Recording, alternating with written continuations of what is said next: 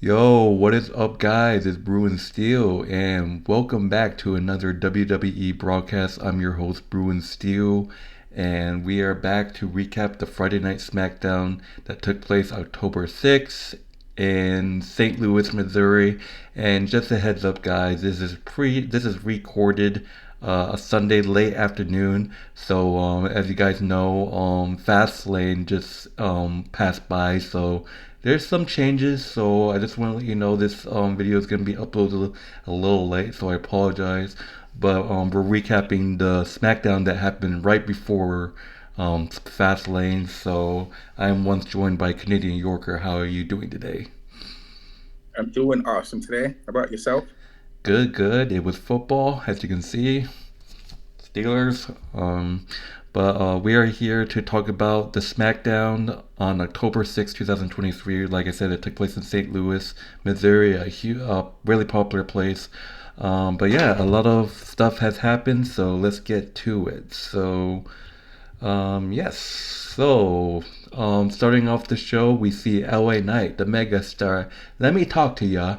Coming, coming into the show, opening up SmackDown, and basically he gets interrupted by the Bloodline, Jimmy Uso, and Solo Sikoa, and basically they have a segment saying that, and then saying that Paul Heyman admits that LA Knight is the mega star, and basically him and Jimmy Uso never met before. So Jimmy Uso's like, "Let me introduce to you, Uso. I'm Jimmy, whatever."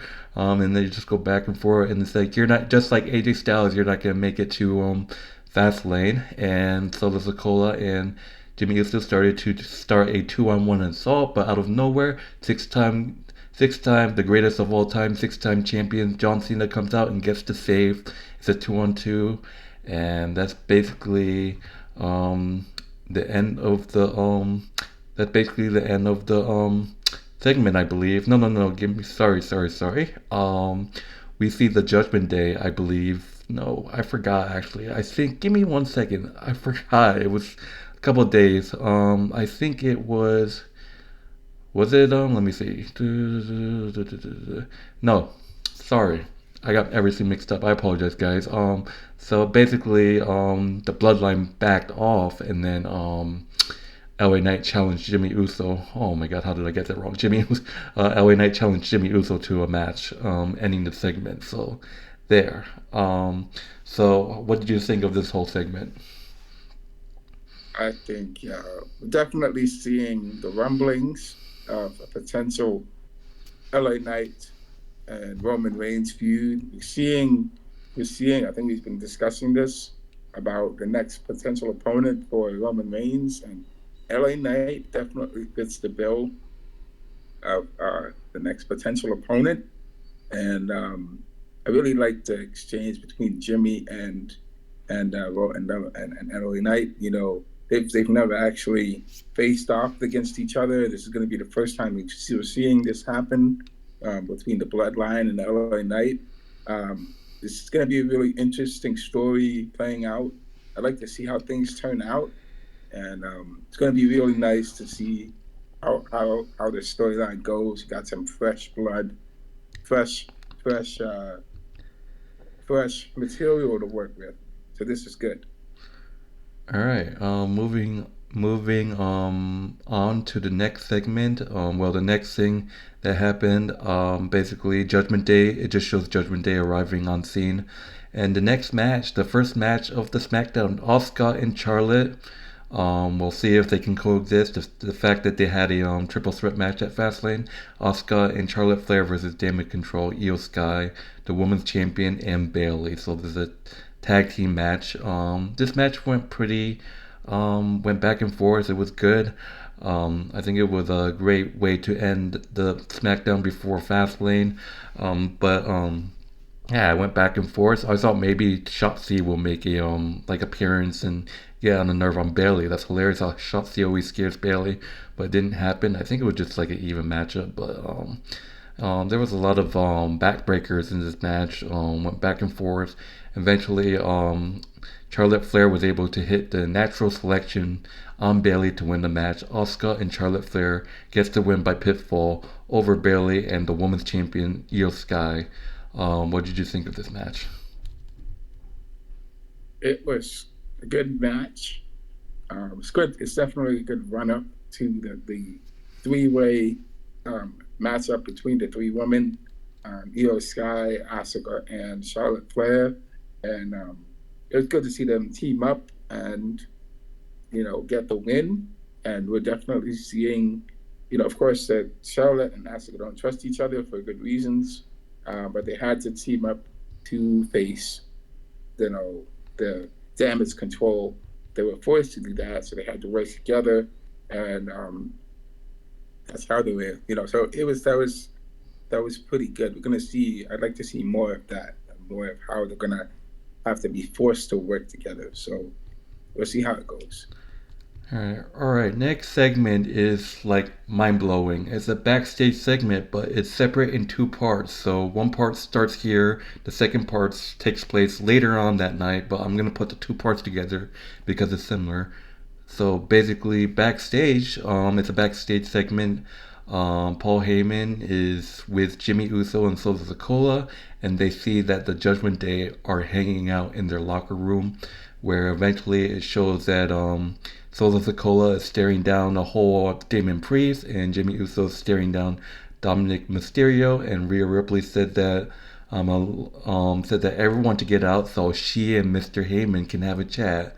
When I saw that, I was like, oh boy, something's going down. But Priest and Solo Sikoa didn't want to stop staring at each other, but Rhea told Damien she'd be fine, and Paul told Solo it's okay to leave. And that's the end of the first segment, but I'm going to talk about the second segment so I can hear your thoughts on the whole segment, which the second part happens right after the match we're about to talk about. Basically, Rhea Ripley said that Paul Heyman's a wise man and that he should make a wise decision, and that the Judgment Day and the Bloodline are stronger together. We talked about for a potential, like, alliance between these two, but he's like, he likes it, but it's rather burnt. But he has to make a phone call, obviously to Roman Reigns to sort it. But she said that he needs to get it sorted by the Tribal Chiefs, and Rhea Ripley said she understands and is authorized, but kept saying that, and she pulls the unbelievable thing, and she whispers and says to Paul Heyman is like, acknowledge me, and basically that's basically it. And you hear her say that, call Roman Reigns, ending the segment. Wow, shocking. I know that you're laughing and you want to talk about this, so I'm gonna give you the floor. What do you have to say about this? We've been talking about this for the past few weeks. I'm telling you that we were going to see this. We were going to see this Bloodline Judgment Day fusion. I don't even know what to call it. This super heel team. We're going to see this happen, but I don't know. It's happening in the way that I would never expect it. But I mean, Rhea Ripley saying that we're going to see Rhea Ripley acknowledge her. So are we seeing some sort of bloodline? I mean, Judgment Day take over of the bloodline or something like that, like some amalgamation of abomination of whatever this. It's this super heel team up here. So this is gonna be this is a very interesting angle. I'm really seeing Paul Heyman. You never know Paul Heyman. Paul Heyman could be working behind the scenes with Rhea Ripley to take over, the bloodline and become, and then, what I could see Jimmy Uso joining Judgment Day and then becoming the next so-called tribal chief. I don't really know what the thing is, but it's kind of this really takes the storyline in another direction. We don't really know where this is going to go, but this is kind of interesting because now if if the bloodline needs help with something, the Judgment Day will be there to help them. The Judgment Day needs help, the bloodline will help them. But of course, we know that Roman Reigns has to watch his back because Damian Priest has that Money in the Bank contract, and he can definitely cash it in and win it all. He can cash it in. And Roman Reigns can lose in the same manner he lost when Seth Rollins cashed it in on him. You know what I'm saying? So if Damian Priest decides to do that, he's gonna lose in the same big way that he lost when Seth Rollins cashed in on him. So at his weakest point. So Right. And plus, I want to make a point that Roman Reigns does return next SmackDown, so we'll see if there's any confrontation between him and the Judgment Day. We'll see what happens. But moving on to the next match, Bobby Lashley going one on one with Rey Mysterio. As you know, they had a six-man tag team match at Fastlane. Bobby Lashley versus Rey Mysterio in this one on one matchup. This was just a no-brainer. I knew who was gonna win. Obviously, Bobby Lashley was dominating in this match, and basically, obviously, it was a decent match. I didn't think it was too exciting. 619 attempt and was blocked like always. People like Bobby Lashley and Mysterio. I know they go way back, but I don't think. Correct me if I'm wrong. I don't believe they ever faced one on one. They probably did back in the day, but Bobby Lashley spears Rey Mysterio and gets to win the pitfall. But then the Profits comes out and tries to beat up Rey Mysterio, but post match Santos Escobar gets the save and runs Lashley and the Profits off with a steel chair. So what did you think of this match? it's definitely another great build up for Fastlane. Bobby Lashley has some really good. He has really athletic guys at his side, so he can definitely do a lot of damage. I definitely like to see the Profits and Bobby Lashley change somehow, like come up with a new name for their group because they need a group name. The Bloodline has the Bloodline, the Judgment Day. Bobby Lashley and the Street Profits need some sort of new name to call themselves something. Like it just doesn't make sense to have it Lashley and the Profits. They need something. Oh, I'll give them a And name right now. The Almighty Prophets. There you go. Go on. yeah, I had a name too. The Hurt Business. That sounds good. Eh, So we can call them the Hurt Business. But the 2.0. Almighty Hurt, the Almighty business. Yeah, the Almighty Business sounds good. So something like that. Yeah, they got to come up with a name. Something that gives them the I don't know, but yeah, I mean the way I saw Bobby Lashley just spear Rey Mysterio was just he just took his soul, took his soul with that spear, and that was a pretty brutal spear. He literally made him flip, flipped him, made him do a total somersault when he speared him. Rey is so shorter than him, and Bobby Lashley's a big man. Um, but yeah, he's definitely a very intimidating opponent. So Yeah. formidable one. All right. Moving on, we got Austin Theory doing a promo. I know you're gonna say boo and stuff, but I don't mind him. Says that how great he did and how he humbled The Rock. Well, Dragon Lee, as you may know, Dragon Lee shoved Austin Theory. I believe it was last week or something, whatever. Dragon Lee comes out and then attacks Austin Theory, and then like always, Grayson Waller comes to ruin everything, and they both started to beat up on Dragon, but Dragon Lee suplex, Grayson Waller runs interference, and then basically Theory drop kicks, setting up a one-on-one match between the two. Um, Obviously, Grayson Waller interferes in this match, but Cameron Gribbs, one of the guys that Austin Theory beat last week, came and helped Dragon Lee capitalize. Cameron Gribbs attacks Grayson Waller, throwing him into the steel post. Austin Theory gets distracted. Dragon Lee wins with a folding press. It's kind of like a sneak pitfall slide. So off of the distraction, thanks to Cameron Gribbs, Dragon Lee was able to win with a sneaky pin called the folding press to win the match. Dragon Lee defeats Austin Theory by pinfall. What did you think of this match? Yeah, I have an interesting angle with Grayson Waller and and Austin Theory facing Dragon Lee and his partner. Um, I kind of like that matchup. I like to see more matchups like that because then they have more people to work with, and Dragon Lee, of course, is still working his way up. and it's good to see. That's all I got to say. All right.